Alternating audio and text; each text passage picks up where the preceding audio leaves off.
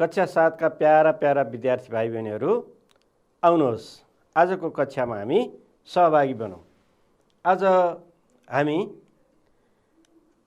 साहित्यकार झमकको यसभन्दा अघि पढेर बाँकी रहेको जीवनीको अंश लिएर उपस्थित भएका छौँ। यसभन्दा अगाडिको कक्षामा हामीले अनुच्छेद 7 सम्म सस्वर वाचन गर्ने, शब्दार्थ, वाक्यमा प्रयोग, प्रश्नोत्तर जस्ता क्रियाकलापहरू हामीले सम्पन्न गरेका थियौँ।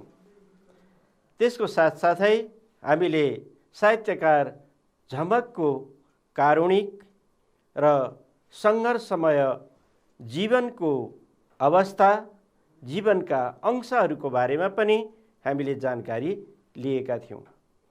वास्तवमा जीवन काँडाकी फूल भने जस्तै मानिसले आफ्नो जीवनलाई सङ्घर्षमय बनाउँदै एउटा रचनात्मक, सृजनात्मक र नयाँ कार्यतिर अग्रसर गरायो भने मान्छेको जीवन वास्तवमा सार्थक बन्न सक्छ र कुनै पनि सफलता प्राप्त गर्नका लागि हामीले सङ्घर्ष महत्त्वपूर्ण छ। सङ्घर्ष बिना जीवन अघि बढ्न सक्दैन। साहित्यकार झमकको जीवन पनि यस्तै विविध किसिमका कष्टपूर्ण क्षण र सिकाइका लागि उत्साहित अवस्थाका प्रेरणास्पद अवस्थाहरूका बारेमा हामीले छलफल गरेका थियौँ। आजको कक्षामा हामी अनुच्छेद 8 देखि अनुच्छेद 14 सम्मका क्रियाकलापहरू, त्यस जीवनीको बाँकी अंशसँग सम्बन्धित क्रियाकलापहरू गर्नेछौँ। आजको कक्षामा पनि हामी सस्वर वाचन गर्न, उच्चारण अभ्यास गर्न, शब्दको अर्थ, त्यस्तै गरी वाक्यमा प्रयोग अनि हामी प्रश्नोत्तर अभ्यास, संक्षिप्त प्रश्न आदिका क्रियाकलापहरू सञ्चालन गर्नेछौँ। त्यसैले आउनुहोस्, अभ्यास पुस्तिकासहित लिएर उपस्थित हुनुहोस् र आफ्नो पाठ्य पुस्तक पनि पल्टाउनुहोस्। अब हामी साहित्यकार झमकको जीवनीका बाँकी अंशका कुराहरूतिर लागौँ। सबैभन्दा पहिला त सस्वर वाचन नै गरौँ। हुन त विद्यार्थी भाइ बहिनीहरू, म यसलाई वाचन गर्छु, तपाईहरू पनि आफ्नो पाठ्य पुस्तकमा हेर्दै यसलाई वाचन गर्दै जानुहोस् र यसमा केही तपाईहरूलाई उच्चारण गर्न कठिन भयो अथवा कुनै शब्दको अर्थ आएन भने त्यसलाई पनि रेखाङ्कन गर्दै जानुहोस् वा आफ्नो अभ्यास पुस्तिकामा टिप्नुहोस् अनि त्यसका बारेमा पनि छलफल गरौँला, है त। ल, सबैभन्दा पहिला चाहिँ यसलाई सस्वर वाचन गरौँ। झमकको पहिलो प्रकाशित कृति सङ्कल्प, कविता सङ्ग्रह 2055। यो 2055 भनेको चाहिँ प्रकाशित समय हो, प्रकाशन भएको समय। त्यसपछि उनका कविता, कथा, निबन्ध सङ्ग्रह गरी 8वटा कृतिहरू प्रकाशित छन्। उनका सङ्कल्प बाहेक 3 कविता सङ्ग्रह छन्। आफ्नै चिता अग्निशिखातिर 2057, मान्छे भित्रका योद्धाहरू 2057 र नौलो प्रतिबिम्ब 2060 उनका महत्त्वपूर्ण कविता सङ्ग्रहहरू हुन्। उनको पर्दा समय र मान्छेहरू 2062 नामक 2वटा कथा सङ्ग्रह प्रकाशित छन्। त्यस्तै बेमौसमका आस्थाहरू 2063 नामक निबन्ध सङ्ग्रह र सम्झनाका बाछिटाहरू 2057 नामक लेखहरूको सङ्गालो प्रकाशित छन्। उनका विविध संस्मरणको अर्को सङ्ग्रह अवसानपछिको आगमन 2057 पनि प्रकाशित छ। यसलाई उनले क्वाटी सङ्ग्रह भनेकी छन्। अहिले पनि विभिन्न पत्रिकामा पनि उनका लेखहरू प्रकाशित भइरहन्छन्। 30 वर्षको उमेरमा नै उनले नेपाली साहित्यलाई यति ठुलो योगदान गरिन्। यो चान्चुने कुरो होइन। भाइ बहिनीहरूले क्वाटी सङ्ग्रह भनेको, क्वाटी चाहिँ विभिन्न प्रकारका गेडागुडीहरूको समूह हो, सम्मिश्रण हो।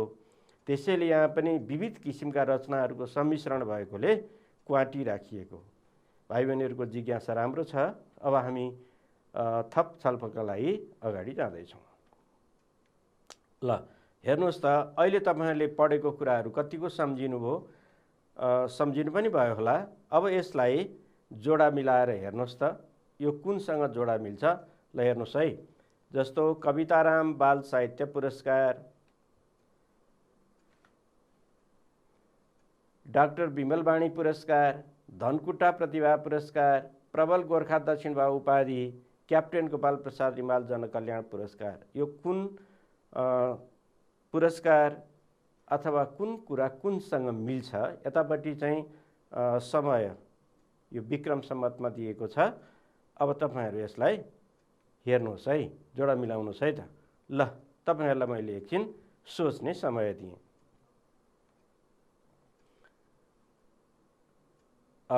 पुस्तक पल्टाएर खासाखुसुक नगर्नुहोस्, तपाईँहरूले पढेको सम्झेर लेख्नुहोस्। ल तपाईँहरूले पक्कै पनि यसलाई जोडा मिलाइसक्नुभयो होला। अब मिल्यो कि मिलेन हेर्नुहोस् है। हो, कविताराम बाल साहित्य प्रतिभा पुरस्कार 2055, अब यो बिमलवाणी पुरस्कार 2062, त्यस्तै धनकुटा प्रतिभा पुरस्कार 2063, प्रबल गोर्खा दक्षिणबाहु उपाधि 2057, क्याप्टेन गोपाल प्रसाद रिमाल जनकल्याण पुरस्कार। अब त दुईटा मात्रै बाँकी छ, कुनमा होला? ल तपाईँहरूले जोडा मिलाउनु भएको पनि अवश्य पनि मिल्यो होला। अब हामी अर्को क्रियाकलापतिर लागौँ है त। अब खाली ठाउँ भर्नुहोस्। ल हेर्नुहोस् त, अहिले पढेकै अनुच्छेदबाट मैले यो अभ्यास तयार गरेको छु। तपाईँहरू यसलाई हेर्नुहोस् र यो खाली ठाउँमा कुन चाहिँ शब्द उपयुक्त होला, यहाँ वैकल्पिक शब्दहरू दिएका छन्, ती शब्दहरूबाट यहाँ खाली ठाउँ भर्नुहोस्। झमकको पहिलो कृति हो, कुन चाहिँ हो? ल हेर्नुहोस् त, त्यस्तै उनको पर्दा, समय र मान्छेहरू हो, के हो? कविता सङ्ग्रह, कथा सङ्ग्रह, नाटक, के हो? त्यस्तै उनको निबन्ध सङ्ग्रहको नाम हो सङ्कल्प, अवसानपछिको आगमन, बेमौसमका आस्थाहरू। त्यस्तै झमकको मान्छेभित्रका योद्धाहरू विक्रम सम्मतमा प्रकाशन भएको थियो, 57, 60, 55। ल कुन चाहिँ मिल्छ? ल तपाईँहरूले खाली ठाउँ भर्नुभयो होला। ल भर्नुहोस् त। ल तपाईँहरूले भरेको मिल्यो कि मिलेन हेर्नुहोस् है। हो, झमकको पहिलो कृति सङ्कल्प हो। त्यस्तै अर्को हेर्नुहोस् त, उनको पर्दा, समय र मान्छेहरू कथा सङ्ग्रह हो। त्यस्तै उनको उनको छ, कुन चाहिँ होला? बेमौसमका आस्थाहरू उनको निबन्ध सङ्ग्रहको नाम हो। अब यहाँ मिति भर्नु छ हैन त। झमकको मान्छेभित्रका योद्धाहरू विक्रम सम्मतमा कहिले? ल 2057। तपाईँहरूले भरेको पनि ठिकै थियो। ल हामीले यसरी बुझ्ने गरी पढ्नुपर्छ पढ्दाखेरि भन्ने कुराहरू हामीले यहाँ बुझ्यौँ। अब अर्को अनुच्छेदतिर लागौँ। अब अनुच्छेद 9 र 10 हामी सस्वर वाचन गर्छौँ। तपाईँहरू पनि पुस्तकमा हेर्नुहोस् त। अनि यसमा पनि हामीलाई उच्चारण गर्न अप्ठ्यारो लाग्यो भने अथवा कुनै नआउने शब्द रहेछ, अर्थ नआउने शब्द रहेछ भने त्यसलाई तपाईँहरू टिप्नुहोस् या रेखाङ्कन गर्दै जानुहोस् है त। सबैभन्दा पहिला चाहिँ सस्वर वाचन नै गरौँ। हेर्नुहोस् त, विश्वमा झमकको जस्तै अवस्थाका अन्य चर्चित स्रष्टाहरू पनि छन्। तिनमा आयरल्यान्डका क्रिस्टोफर नोलान एक हुन्। उनले under the I of the clock नामको पुस्तक लेखेका छन्। अरू व्यक्तित्वमा मेरी कक्स बेल्स, वैज्ञानिक स्टिफन हकिन्स, हेलेन केलर आदिको नाम आउँछ। यी पनि यस्तै विशेष अवस्थाका लेखकहरू, चर्चित लेखकहरू हुन् अथवा महत्त्वपूर्ण, आफ्नो क्षेत्रमा महत्त्वपूर्ण कार्य गरेका व्यक्तित्वहरू हुन्। अब यहाँ हामी पढ्दैछौँ, उनीहरू सम्पन्न र विकसित देशमा जन्मेका थिए। उनीहरू आफ्नो शारीरिक वा इन्द्रिय सम्बन्धी अपाङ्गताको बावजुद विश्वमा अतुलनीय काम गर्न सफल भएका छन्। त्यसैले उनीहरूले बाँच्न, अक्षर चिन्न र लेखपढ गर्न झमकले जस्तो सङ्घर्ष सायदै गर्नु पर्यो। तथापि नेपाल जस्तो गरिब देशमा सामान्य किसान परिवारकी उनले जे गरेकी छन् त्यो पनि विश्वमै अतुलनीय छ। भाइ बहिनीहरू पढ्नुभयो भने त यसलाई ससुर वाचन गर्नुभयो। अब अर्को अनुच्छेद वाचन गरौँ है। झमक शारीरिक अपाङ्गता हुँदाहुँदै पनि अथाह क्षमता भएकी व्यक्तित्व, हिँडुल गर्न नसक्ने भएर पनि आफ्ना कृतिमार्फत देश विदेश परिभ्रमण गर्न सक्षम व्यक्तित्व हुन्। उनी त बोली नभएकी वाग्देवी हुन्। उनले हातले होइन गोडाले लेखेर ज्ञान र विद्या दिएकी छन्। पाठकको मन र मस्तिष्कमा प्रेरणा र सङ्घर्षको शिक्षा दिएकी छन्। यस्तो अथाह प्रेरणा र सङ्घर्षकी प्रतिमूर्ति झमक शारीरिक कमजोरीको सहानुभूतिका रूपमा मदन पुरस्कार पाएकी हुन् भनेर केहीले आलोचना पनि गरे।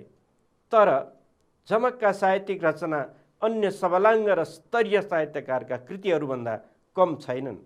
आफ्नो चर्चित कृति जीवन काँडाकी फुलमा उनी आफै भन्छन्, शरीर अपाङ्ग हुँदैमा विचार विवेक र भावना अपाङ्ग थिएन, जुन कुरा अझै मानिसहरूले बुझेनन्। त्यस्ता आफैलाई मात्र पूर्ण ठान्ने र अरूलाई अपूर्ण ठान्ने मान्नेहरूलाई झमकको प्रश्न छ, अपूर्ण म कि तिमीहरू? अनि समाजको दृष्टि अपाङ्ग कि म? समाज तथा आफ्ना आलोचकलाई यस्तो चुनौती दिने झमक आफै भने ज्यादै सहिष्णु छिन्। ल विद्यार्थी भाइ बहिनीहरू, हामीले यहाँ केही शब्दहरू उच्चारण गर्न अप्ठ्यारो भएको महसुस गरेका छौँ र छौँ भने हामी यसलाई केही उच्चारण गर्न अप्ठ्यारो लागेका शब्दहरूको उच्चारण गर्छौँ है। ल हेर्नुहोस् त, उच्चारण अभ्यास। यहाँ मैले केही शब्दहरू टिपेको छु तपाईँहरूको कठिनाइलाई बुझेर। अब हेर्नुहोस् त, यो शब्द स्रष्टा लेख्दा यस्तो लेखिन्छ, बोल्दा यसरी बोलिन्छ, स्रष्टा। यसलाई उच्चारण गर्नुहोस् त, स्रष्टा। ठिक छ। अब अर्को शब्द, अब व्यक्तित्व लेखा छ, अब उच्चारण यसरी व्यक्तित्व, व्यक्तित्व। हो ठिक छ, यसलाई उच्चारण गर्नुभएको व्यक्तित्व। अब अर्को शब्द हेर्नुहोस्, अपाङ्गता, अपाङ्गता। ठिक छ, सहिष्णु। ल लेख्ने र उच्चारणमा यहाँ भएको फरक पनि देख्नुभयो। यसलाई उच्चारण गर्ने तरिका पनि बुझ्नुभयो। त्यस्तै अर्को शब्द छ प्रतिमूर्ति, प्रतिमूर्ति। ल भाइ बहिनीहरू, एकचोटि तपाईँहरू आफै उच्चारण गर्नुहोस् त, म यहाँ सरल देखाउँछु। ल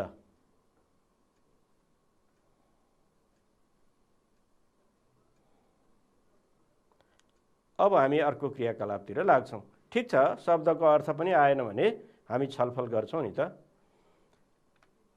अब त्यही स्रष्टा शब्दको अर्थ के होला? कसलाई आउँछ ल भन्नुहोस् त? ठिक छ, स्रष्टा भनेको सर्जक, रचनाकार, सिर्जना गर्ने मान्छे होइन त? ल त्यस्तै अर्को व्यक्तित्व, व्यक्तिमा भएको के होला? व्यक्तिमा रहेको गुण, सामर्थ्य वा क्षमता, त्यसलाई व्यक्तित्व। व्यक्तित्व, आन्तरिक व्यक्तित्व, बाह्य व्यक्तित्व आदि कुराहरू। अब त्यस्तै सबलाङ्ग, सबलाङ्ग अङ्गहरू दरा र बलिया भएका, सबै सबल रहेका, सबल बलसहित रहेका।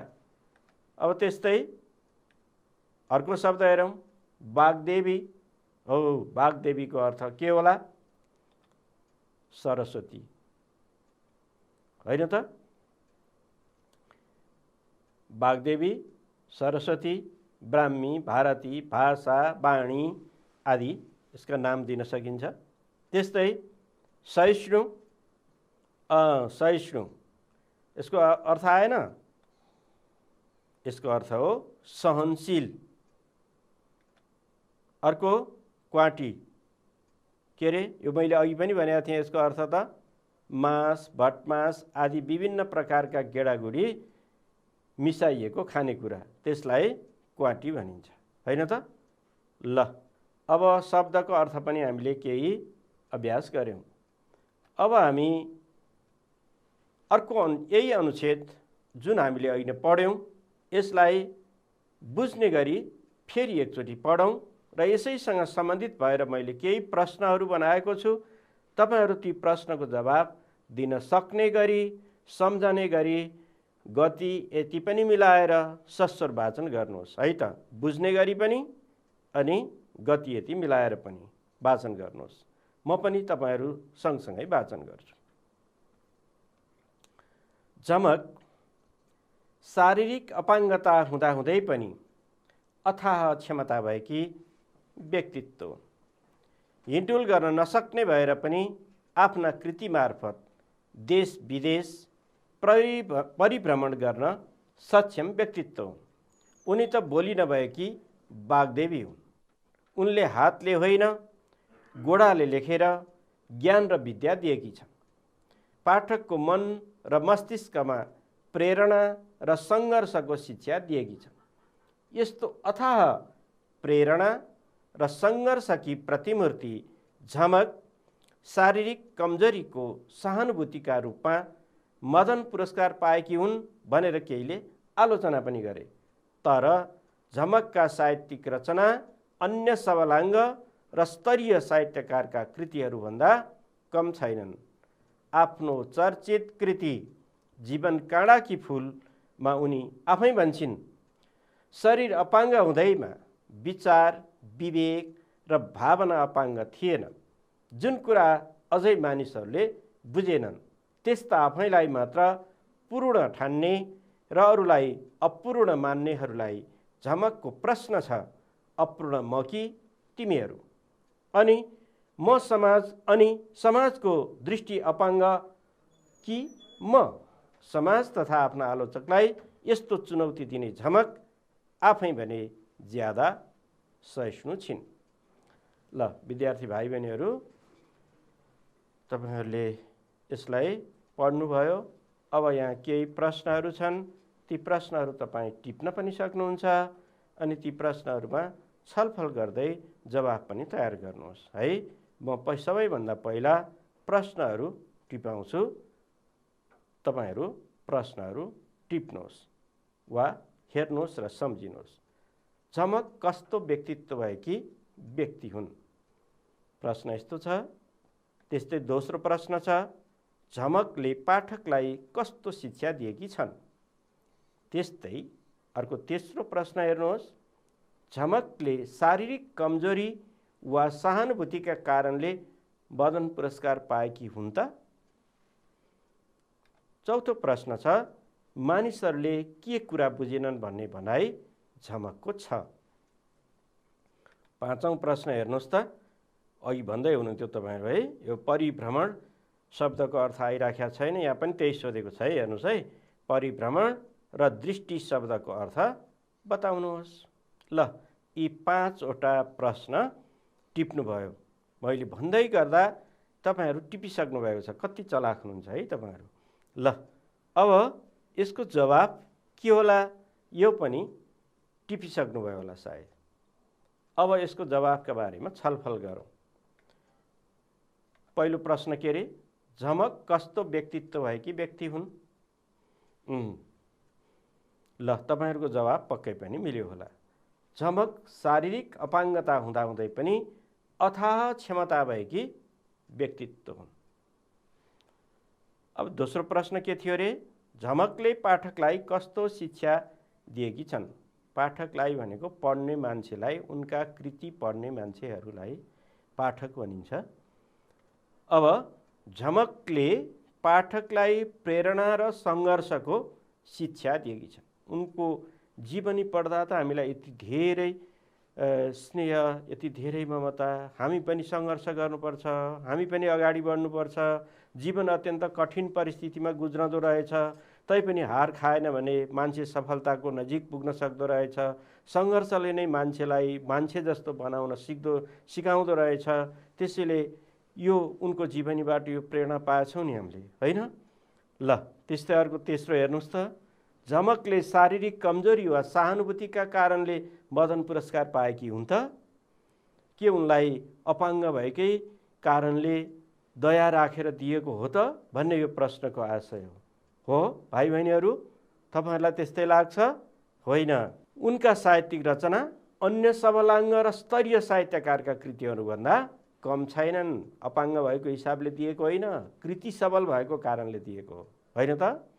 ल, त्यस्तै अर्को चौथो प्रश्न हेर्नुहोस् त। ल, विद्यार्थी भाइ बहिनीहरू, हामी चौथो प्रश्नमा छौँ।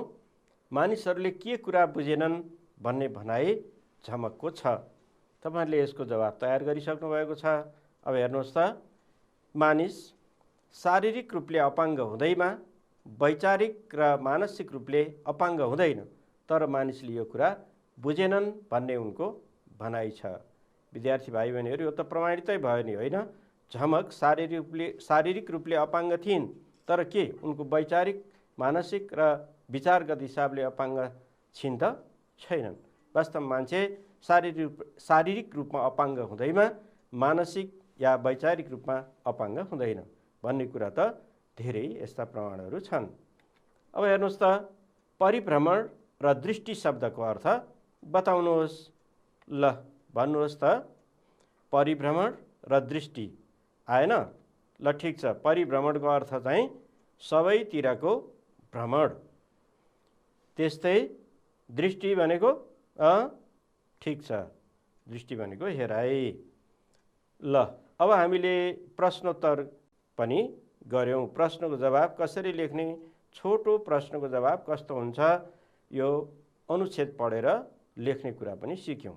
अब हामी अर्को अनुच्छेदतिर जाउँ है। विद्यार्थी भाइ बहिनीहरू, अब हामी जीवनीको बाँकी अंश अनुच्छेद 11, 12, 13 र 14लाई सस्वर वाचन गरौँ। सस्वर वाचन गर्दा ऐकै जस्तो यसमा कुनै शब्दको अर्थ आएन भने अथवा उच्चारण गर्न कठिनाइ भयो भने, वाक्यमा प्रयोग गर्न कठिनाइ होला जस्तो लाग्यो भने तपाईहरु त्यसलाई संकेत गर्दै जानुहोस्।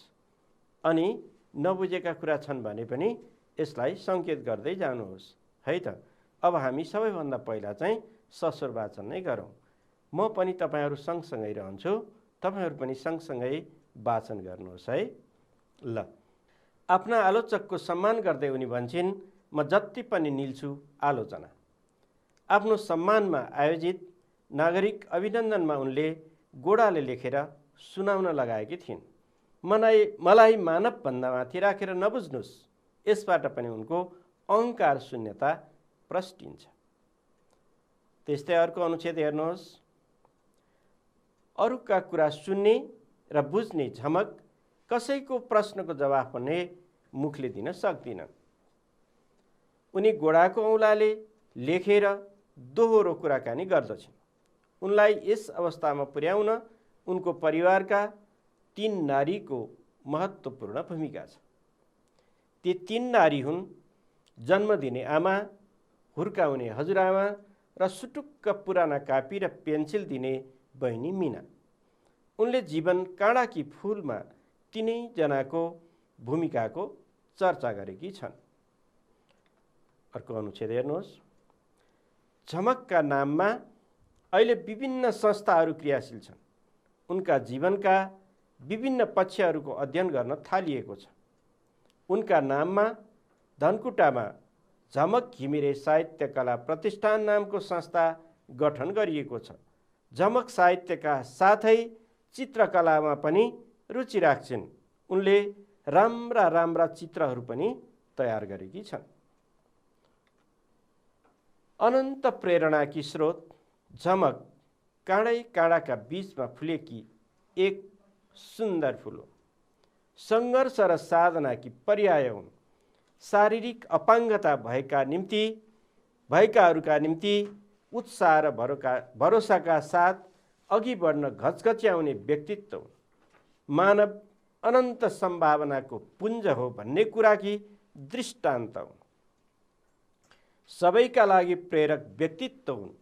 उनले सङ्घर्ष, साहस, धैर्य र साधनाका बलले जीवनलाई काँडाका बीचमा फुलाएकी हुन्। जीवनलाई सृष्टिको सुन्दर फुल भनेर प्रमाणित गर्ने झमक नेपालको राष्ट्रिय गौरव हुन्। भाइ बहिनीहरू, पढ्नुभयो होइन त? अब हामी केही छलफल गरौँ। ल हेर्नुहोस् त, यहाँ जोडा मिलाउने अभ्यास दिएको छ। यसलाई जोडा मिलाउनुहोस् त। यो आलोचक शब्दको अर्थ कुनसँग मिल्छ? त्यस्तै गरी अनन्त, पुञ्ज, दृष्टान्त शब्दको यतापट्टि शब्द छ, यता खमा अर्थ दिएको छ। अब जोडा मिलाउनुहोस् है त। ल तपाईहरु जोडा मिलाइहाल्नुहोस् त। सटसटी कुनसँग मिल्छ? ल हेर्नुहोस् त। त्यस्तै अनन्त कुन होला? त्यस्तै गरी पुञ्ज, अब दृष्टान्त, दृष्टान्त। ल जोडा मिलाउनु भयो। अब हेर्नुहोस् है त, तपाईहरुले मिलाएको मिल्यो कि मिलेन? आलोचक साहित्यको गुणदोष केलाउने व्यक्ति, अनन्त कहिले अन्त नहुने, पुञ्ज थुप्रो, दृष्टान्त उदाहरण। ल ठीक छ। अब हामी अर्को क्रियाकलापतिर लागौं। वाक्यमा प्रयोग पनि गर्न सिकौं हैन त? केही शब्दहरूलाई, जस्तै अहंकार शब्द, यसका विभिन्न वाक्यहरू बनाउन सकिन्छ। जस्तै अहंकार, अहंकारले मानिसलाई घमण्डी बनाउँछ। त्यस्तै अर्को हेर्नुहोस्, भूमिका, झमकको जीवनमा उनकी हजुरआमाको भूमिका महत्त्वपूर्ण छ। अर्को भरोसा शब्द छ। भरोसा, हामीले एक अर्कालाई भरोसा गर्नुपर्छ। दृष्टान्त, कुनै भनाइलाई दृष्टान्तबाट स्पष्ट पार्न सकिन्छ। यसरी हामी वाक्यमा प्रयोग पनि गर्न सक्छौं। अन्य यस्ता यी नमुनाका लागि केही शब्दहरू दिएको मात्रै हो। अब अर्को क्रियाकलापतिर लागौं। अब संक्षिप्त 3 वटा या प्रश्नहरू छन्। यी 3 वटा प्रश्नको अघि चाहिँ हामीले छोटो जवाब कसरी लेख्ने भन्ने कुरा सिक्यौं। अब चाहिँ संक्षिप्त, छोटोभन्दा अलि लामो जवाब, संक्षिप्त पनि छोटो नै हुन्छ। यद्यपि एक वाक्यमा होइन, यो चाहिँ 4-5 वाक्यमा समेत जवाब दिने गरी यसको जवाब तयार पारौं है त। ल तपाईहरु पनि सोच्नुहोस् त, यसको जवाब कसरी लेख्ने होला? एउटा म भन्छु है त। आफ्ना आलोचकप्रति झमकको दृष्टिकोण कस्तो छ? ल यी प्रश्नहरूको जवाब कसरी लेख्ने एउटा नमुना हेरौँ है। त्यस्तै उनी आफ्ना आलोचकहरूलाई सम्मान गर्छिन्।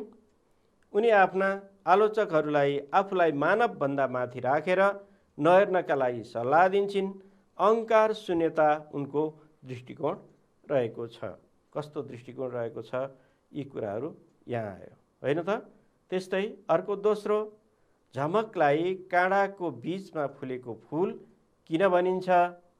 ल अब किन भनिन्छ तपाईहरु पनि सोच्नुहोस् त। ल झमकलाई काँडाको बीचमा फुलेको फूल किन भनिन्छ? यसको जवाब नमुना हेर्नुहोस् है त। झमक मानसिक रूपमा सबल भए पनि शारीरिक रूपले अपाङ्ग थिइन्। जीवनका दैनिक क्रियाकलाप सञ्चालन गर्न अत्यन्त कठिन थियो। उनी मुखैले केही बोलीचाली गर्न सक्दिनथिन्। तापनि आफ्नी आमा, हजुरआमा र बहिनी मीनाको सहयोगले पढ्न सिकिन्। त्यति मात्र होइन, महत्त्वपूर्ण साहित्यिक कृतिहरूको रचना गरेर नेपाल र नेपालीको गौरव बढाएकी छिन्। उनी सङ्घर्षकी प्रतिमूर्ति हुन्। उनी अनन्त प्रेरणाकी स्रोत बनेकी छिन्।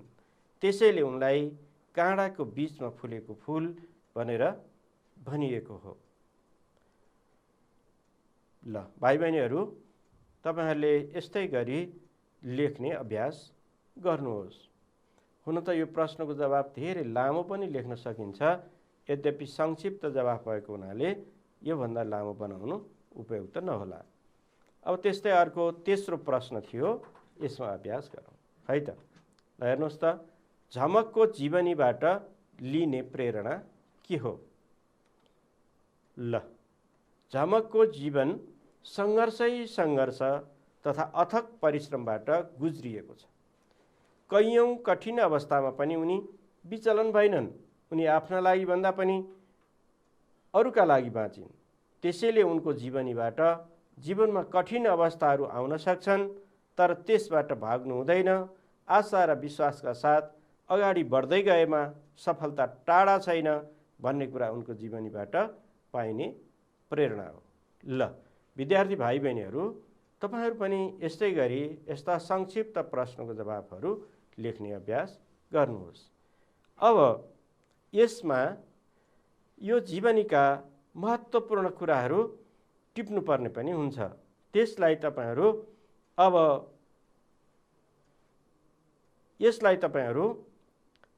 आफ्नो अभ्यास पुस्तिकामा 10 वटा बुँदामा यस जीवनीमा भएका अथवा साहित्यकार झमकका बारेमा 10 वटा घटनाहरूलाई क्रमिक रूपमा क्रम मिलाएर लेख्ने अभ्यास गर्नुहोस् है त। ल आजको कक्षामा तपाईहरू सक्रिय रूपमा सहभागी हुनुभयो, म त्यसका लागि हार्दिक धन्यवाद दिन चाहन्छु र आजको कक्षा अन्त्य गर्न चाहन्छु। धन्यवाद, नमस्कार।